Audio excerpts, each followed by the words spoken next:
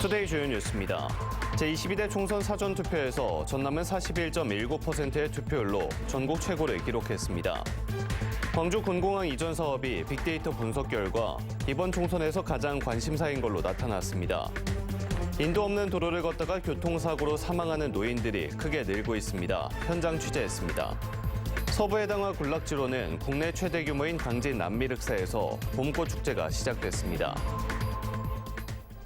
여러분 안녕하십니까? 목포 MBC 뉴스투데이입니다. 오늘 첫 소식입니다. 제22대 총선 사전투표에서 전남은 전체 유권자 156만 5,232명 가운데 54만 4,774명이 참여해 41.19%의 사전투표율로 전국 최고를 기록했습니다. 이는 4년 전인 21대 총선 사전투표율 35.77%보다 5.42% 높고 20대 총선 18.85%와 비교하면 2배 넘는 수치로 시군별로는 신안군이 54.1%로 최고치를 기록했습니다. 선거구 가운데는 담양 한평, 영광 장성의 평균 투표율이 48%, 영암무안 신안 선거구 46% 등으로 나타나 민주당 경선 결과에 반발해 무소속 후보가 출마한 곳에서 사전투표율이 높은 걸로 나타났습니다. 오늘 수요일 총선 투표를 앞두고 최근 중앙선거관리위원회가 언론보도 빅데이터를 분석해 지역별 주요 이슈를 발표했습니다. 언론 보도가 지역 민심을 반영하는 만큼 후보 공약에도 얼마나 반영됐는지 살펴봐야 할 텐데요. 전남 지역 주요 이슈를 김초롱 기자가 정리했습니다. 중앙선거관리위원회의 언론기사 빅데이터 분석 보고서입니다. 지난 2020년 5월부터 지난해 11월까지 약 4년간 전남도를 다룬 기사 2만 5천 건가량을 분석한 자료입니다. 지역의 주요 이슈와 지역민 관심이 높은 현안 등이 담겨 있습니다. 공약 개발이나 정책 발굴에 활용하고 유권자의 후보 선택에 도움을 주려는 취지입니다. 그럼 내용을 보겠습니다. 전남 단위로 볼 때 가장 많이 언급된 키워드는 광주와 마찬가지로 광주 군공항 이전 사업입니다. 광주 군공항 이전, 광주 민간공항 이전 등 관련 키워드가 1,400여 회 다뤄졌습니다. 하나의 주제로 묶어봤을 때 주목도가 가장 높았던 건 날씨와 자연재해입니다. 21대 총선 이슈에서는 주요 이슈가 아니었는데 최근 몇 년 사이 산사태와 폭우 등 자연재난으로 인명피해까지 발생해 주목도가 높아진 것으로 분석됩니다. 시군별로만 보면 곡성과 구례 등 대부분의 지역에서 집중호우나 태풍이 주요 이슈였고 완도는 가뭄, 순천 산불, 해남 지진 등입니다. 자연재난은 도민들의 안전뿐 아니라 농업과 어업 등 지역민의 생계에도 직접적인 영향을 주는 만큼 관련 정책이 중요할 텐데요. 총선 후보들의 선거 공보물에서 이에 대한 공약은 거의 찾아볼 수 없었습니다. 다음으로 특징이 두드러지는 지역 위주로 살펴보겠습니다. 순천의 주요 이슈는 지난해 1,000만 명에 가까운 관람객이 찾은 순천만 국제정원 박람회입니다. 7,000회 이상 등장했습니다. 이런 성과가 지역민의 삶의 질 향상까지 이어지도록 하는 정책이 필요하겠습니다. 나주는 한국에너지공대가 주요 이슈입니다. 지난해 산업부 감사 결과 이후 총장이 자진 사퇴하는 등 지역에서 큰 이슈였는데요. 에너지공대는 지역의 미래 먹거리인 에너지 산업과도 연관이 있어 이에 대한 공약을 잘 살펴야겠습니다. 화수는 지난해 만원 아파트로 전국적인 관심을 받았던 만큼 청년과 신혼부부, 소아 청소년과 이원 등이 키워드로 떠올랐습니다. 폐광 지역도 주요 이슈인데요. 폐광을 활용한 관광지로 만들겠다는 공약, 탄광의 재생에너지 단지 등을 조성하겠다는 공약이 제시됐습니다. 영광은 원자력 안전위원회, 고준위 방사성 폐기물 등 원자력 관련 이슈 비율이 높았습니다. 일부 후보는 원전 폐쇄, 일부 후보는 안전한 활용을 주장하고 있습니다. 무안은 역시 광주공항 이전이 주요 이슈인데요. 총선 후보자들은 공항 이전 반대와 찬성, 유보까지 각기 다른 생각을 가지고 있습니다. 다루지 않은 지역들은 대체로 지역 발전을 위한 각종 정책 등이 주요 이슈였습니다. 지금까지 언론 보도 빅데이터로 본 이슈였습니다. MBC 뉴스 김초롱입니다. 다음 뉴스입니다. 농어촌이 많은 전남 지역에서는 매년 보행자 사망 사고의 피해자 절반이 고령층이라고 하는데요. 인도도 제대로 마련돼 있지 않은 도로가 많다 보니 실제로 도로 옆 갓길을 걷던 어르신이 차에 치여 숨지는 등 사고도 잇따르고 있습니다. 서희령 기자가 취재했습니다. 어두운 밤 농로 옆 갓길을 걸어가는 한 70대 여성. 갑자기 달리는 승합차 한 대가 이 여성을 향해 돌진합니다. 그 자리에서 숨진 여성은 인근 마을 주민으로 버스를 타기 위해 정류장으로 가다 사고를 당했습니다. 버스 정류장으로 가기 위해서는 이 길을 지날 수밖에 없지만 인도가 없어 해당 갓길이 유일한 통로였습니다. 사고 차량 운전자는 여성을 제대로 보지 못했다고 진술했습니다. 나이 드신 분들이 아무 어렵잖아요. 뒤에 피나면 젊은 사람들은 사진라도 듣고 이렇게 할 때는 피우는데 보행자 다니는 그런 분 있는지 알고 굉장히 위험해요. 사고 지점은 인근의 면사무소와 노인복지회관 등이 모여 있어 평소에도 어르신들의 통행량이 많은 곳. 인근 농공단지를 오가는 대형 차량들도 보행자들의 안전을 위협하고 있습니다. 지자체에서도 이 같은 위험성을 고려해 지난 2016년 인근 일부 구역을 노인 보호구역으로 지정하기도 했지만 사고를 막지는 못했습니다. 노인 보호구역이 끝나며 인도도 함께 사라져 어르신들은 도로 갓길에서 위험한 보행을 하고 있습니다. 그 동네 사람들은 길이 그거밖에 없지.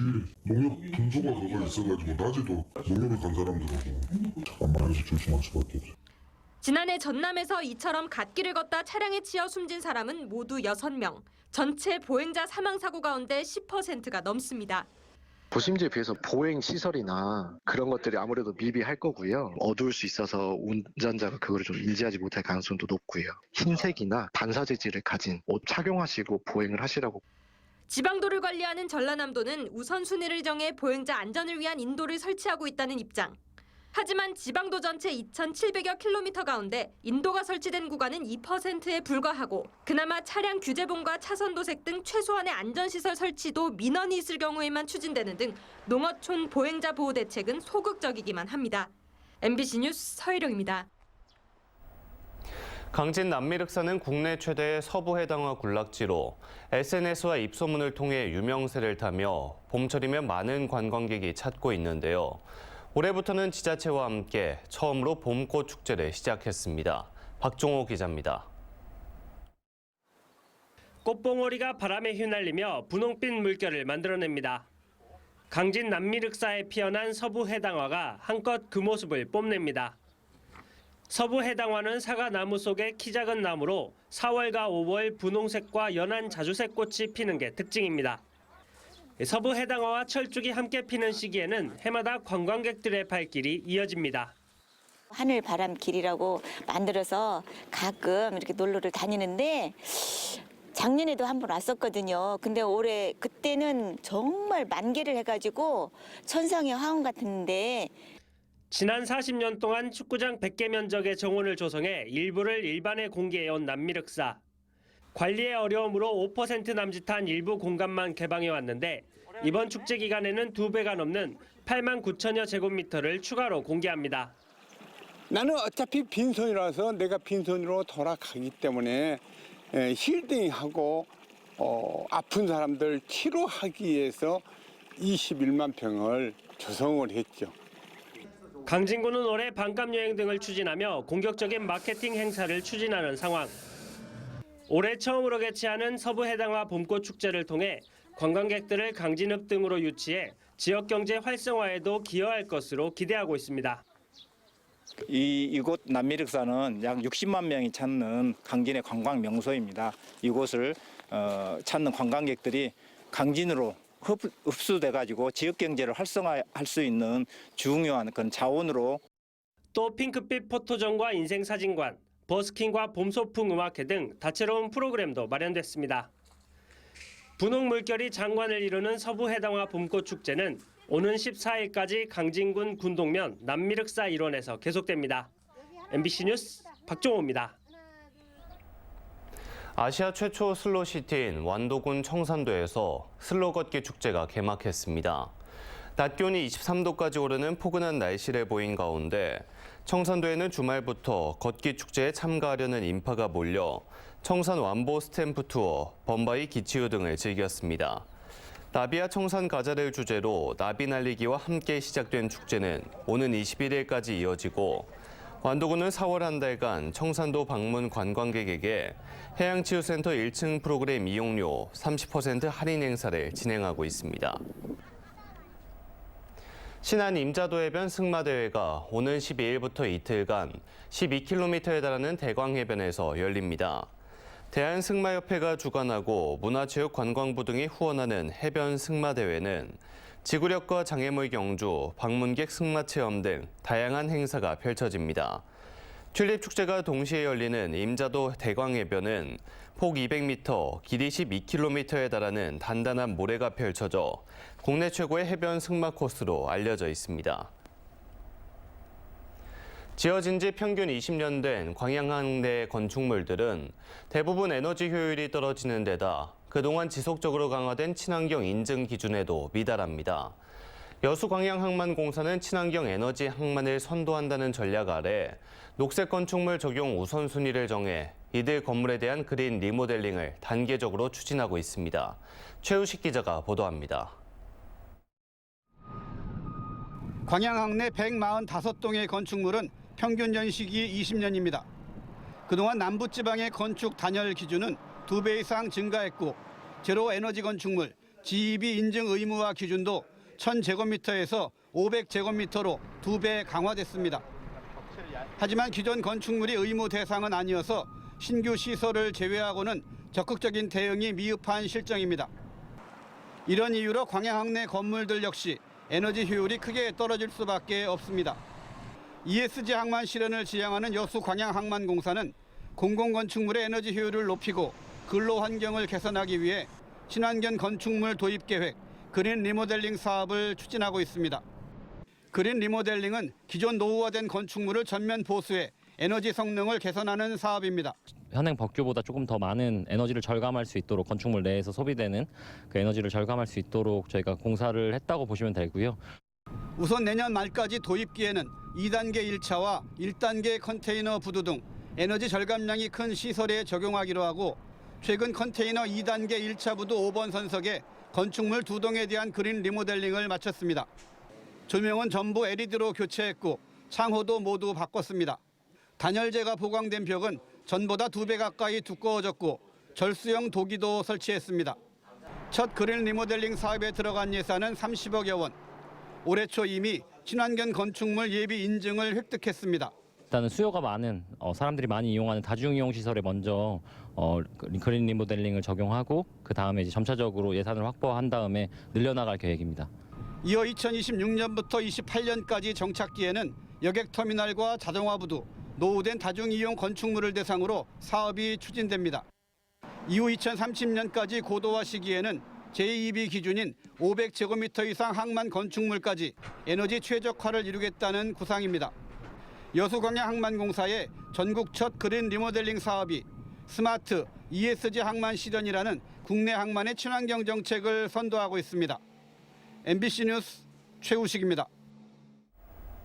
오늘 오전 3시쯤 완도군 신지면의 한 주택에서 불이 나 1시간 50분 만에 꺼졌습니다. 집에서 자고 있던 일가족 5명은 화재 경보음을 듣고 대피해 인명피해는 발생하지 않았으며 소방당국은 정확한 재산 피해 규모와 화재 원인을 조사하고 있습니다. 전남도가 올 들어 시군과 협력해 동계 전지훈련장, 여의도 봄꽃 축제장에서 전남 고향사랑 실천 캠페인을 통해 전남사랑 서포터즈 7,000명을 모집했습니다. 전남사랑 서포터즈에 가입하면 전남사랑 도민증을 발급해 전남 주요 관광지와 숙박시설, 식당, 카페 등 230여 가맹점 할인과 남도장터 1만 포인트 지급 등 다양한 혜택이 주어집니다.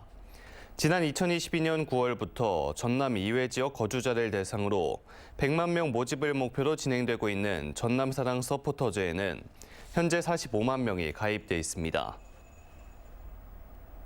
전남도는 전남형 예비마을 기업 16곳을 신규 지정하고 일자리 창출과 지역경제 활성화에 나섰습니다. 신규 지정된 예비마을 기업은 지난 1월부터 신청을 받아 심사와 평가를 거쳐 선정됐으며 인건비와 운영비, 시설과 자산 취득비 등 보조금으로 한 곳당 2천만 원씩 지원됩니다. 도는 예비마을 기업의 자생력을 높여 지역 소멸 위기를 극복하는 기반이 되도록 육성하겠다고 밝혔습니다. 기존 태양광의 시설 재설치를 내용으로 하는 해남군 주민 청구 조례가 1년 3개월간의 심사 끝에 군의회를 통과했습니다.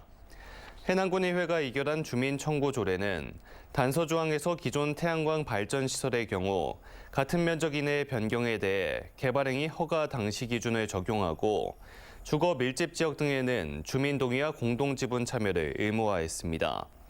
해남군 주민 1,515명이 제출한 주민 참여 조례는 지난 2022년 12월 해남군 의회에 수리돼 5차례의 특별위원회의와 선진지 견학 등 심사 과정을 거쳤습니다. 옛 목포세관을 활용한 복합 문화 공간인 미식문화갤러리 해관 1897에서 쿠킹 클래스 프로그램이 열립니다. 키즈와 커플, 디저트 등 다양한 테마로 구성돼 목포의 다채로운 맛을 만들어 볼 수 있는 이번 쿠킹 클래스는 오는 13일부터 진행될 예정으로 목포시청 누리집과 SNS 등을 통해 사전 신청이 가능합니다. 완도군은 해조류 자원 조성 사업인 바다숲 조성 사업 보고회를 갖고 한국수산자원공단 남해본부와 함께 신지면 동고리에 잘피와 해조류 복합숲을 조성할 계획입니다. 잘피는 맹그로브 숲, 염습지와 함께 기후변화에 관한 정부 간 패널에서 인증한 대표 블루카본으로 1000제곱미터당 연간 300에서 500톤의 탄소 흡수 효과가 있는 걸로 알려져 있습니다. 한국교통안전공단 광주전남본부가 이달부터 3개월 동안 광주-전남 지역 법인 택시 업체 95곳과 함께하는 안녕하세요 교통안전 챌린지를 진행합니다. 증가하는 법인 택시 교통사고에 대응하기 위해 마련된 챌린지에서는 교통안전 컨설팅이 제공되며 추후 업체별 사고율과 법규 위반율 등의 점수를 합산해 상위 업체들에게 표창도 수여됩니다. 한국섬진흥원은 최소한의 교통수단이 없는 유인섬의 주민 편의를 위해 행정선과 유도선을 적극 활용해야 한다고 밝혔습니다. 섬진흥원은 정책 연구 과제인 섬해상교통 사각지대 해소 방안 연구를 통해 역외선과 도선이 운항되지 않고 있는 73개 유인섬에 대해 행정선과 유도선을 활용해 주민 교통 편의를 제공할 것을 제안했습니다. 해경함정을 제외한 전국의 행정선은 지난 2021년 기준 788척에 이르고 유도선은 236척으로 집계됐습니다.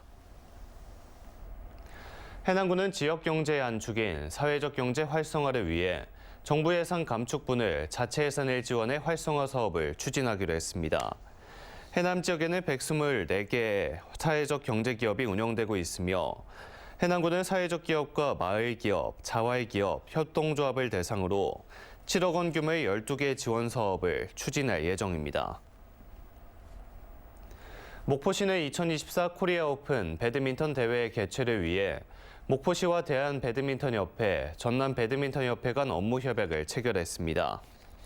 이번 협약에서 목포시는 대회 운영비 지원과 대회 시설 완비를, 대한배드민턴협회는 선수단 관리와 경기 운영 일체 등 대회 총괄 진행을, 전남배드민턴협회는 경기 진행과 운영 요원 지원 등의 내용을 담고 있습니다.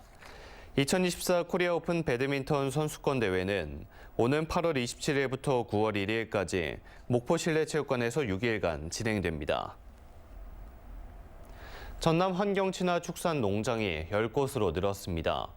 농림축산식품부가 진도 유로팜과 이우팜, 장성 성산종돈장을 환경친화축산농장으로 지정함에 따라 전남은 전국적으로 지정된 20개 환경친화축산농장의 절반을 차지하게 됐습니다. 환경친화축산농장은 가축 분뇨의 관리 및 이용에 관한 법률에 따라 친환경적 축사 관리, 농장 경관의 조화, 가축 분뇨 적정 관리, 이용 등에 충실한 축산 농가를 농식품부 장관이 평가해 지정합니다. 신안군과 국내 굴지의 페인트 업체인 KCC는 색채 마케팅을 통한 브랜드 가치를 강화하기 위한 업무 협약을 체결했습니다. 주요 협력 내용으로 신안군과 KCC가 SNS와 디지털 영상 콘텐츠를 제작 홍보하고, KCC는 신안군의 대표적 명소가 된 퍼플교 전체 색채 보수 등 앞으로 3년간 기술적으로 지원하며 신안군만의 자연과 문화를 담은 9종의 독자적인 색을 개발할 예정입니다. 영안군은 대한민국 한옥문화 비엔날레 개최를 위한 도시 브랜딩 전략 연구 심포지엄을 갖고 본격적인 박람회 준비에 나섰습니다. 영안군은 한옥 박람회가 한옥의 고유 브랜드 이미지를 높이고 전통 주거 문화를 활용한 비엔날레 형태로 확장될 예정이라며 유산과 예술 장터를 결합한 형식이 될 것이라고 밝혔습니다.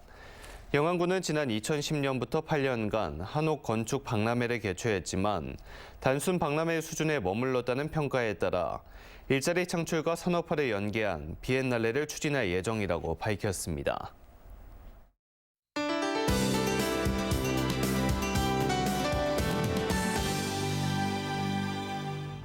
월요일 아침 우리 지역의 아침 기온 10도 안팎을 보이고 있는데요. 낮에는 기온이 크게 올라 평년보다 포근하겠습니다. 목포의 낮 기온 21도, 영암은 24도까지 오르겠는데요.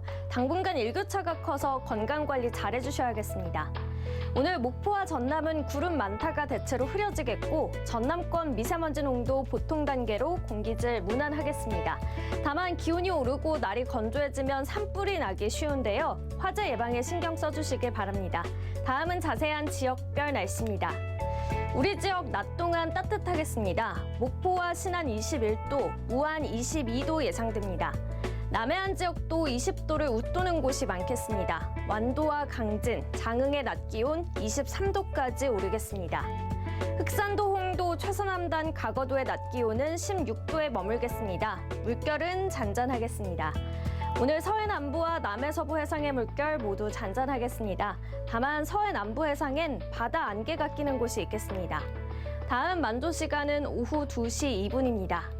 내일 전남과 남해 서부 해상에 바람이 강하게 불겠고 총선 당일인 수요일에는 구름 많고 포근하겠습니다. 날씨였습니다. 이상으로 목포 MBC 뉴스투데이를 마칩니다. 함께해 주신 여러분 감사합니다.